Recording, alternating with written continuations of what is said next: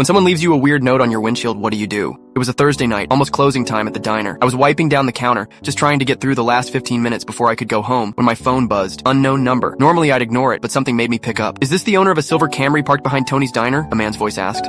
Yeah? You might want to come outside. I think someone's messing with your car." I grabbed my jacket and went out the back door. There's this guy leaning against the brick wall smoking. He nods toward my car. Under my wiper blade, there's this folded piece of lined paper. "Been watching for a few minutes," he says. "Saw a kid leave that. Thought it was odd. Figured I'd stick around." The paper just says, "Help me, please." Underneath, there's an address and a shaky little heart drawn in the corner. Now, my first thought, stupid prank. Maybe some bored high schoolers trying to get a rise out of people. But the heart, the handwriting, it didn't look like some dude's idea of a joke. It looked like a scared kid trying to be brave. I tell the guy thanks, and I just stand there staring at the paper. I should have just gone home. It wasn't my business, but my brain wouldn't stop going, what if it's real? The address was only 2 blocks away. I decided to drive by. The house looked normal. Yellow porch light, nice little flower beds, wind chimes. But the curtains were drawn tight even though it was only 9:30. I almost turned around. Then I saw movement in the upstairs window. A small shadow, like someone pulling the curtain just enough to peek. I parked across the street and sat there. After maybe 30 seconds, the front door opens, and this man steps out. Mid-40s, flannel shirt, holding a mug like he's just having a calm evening. He notices me right away and squints, walks straight toward my car. "You lost?" he says. I tell him I was just looking for a friend's place. Might have the wrong street. He smiles, but it's tight, and he steps a little closer than necessary. "No one here but me and my wife. You should get going." I glance up at the window again. This time, I see her. Young girl, maybe 10, hair pulled back, wearing an oversized sweatshirt, and just for a second, she raises her hand and touches the glass like she's trying to reach through it. Then she's yanked backward, hard. I got out of the car before I even thought about it. The guy's smile drops. "I said you should go. I think I'll stay," I tell him. And then, the front door slams upstairs. There's shouting. A woman's voice, muffled, frantic. I start walking toward the porch, my pulse going insane. He grabs my arm. I shove him back, harder than I meant to. The girl's voice cuts through the night. "Help us!" The next thing I know, she's on the stairs, bare feet, clutching this crumpled piece of paper. Same shaky handwriting. Behind her,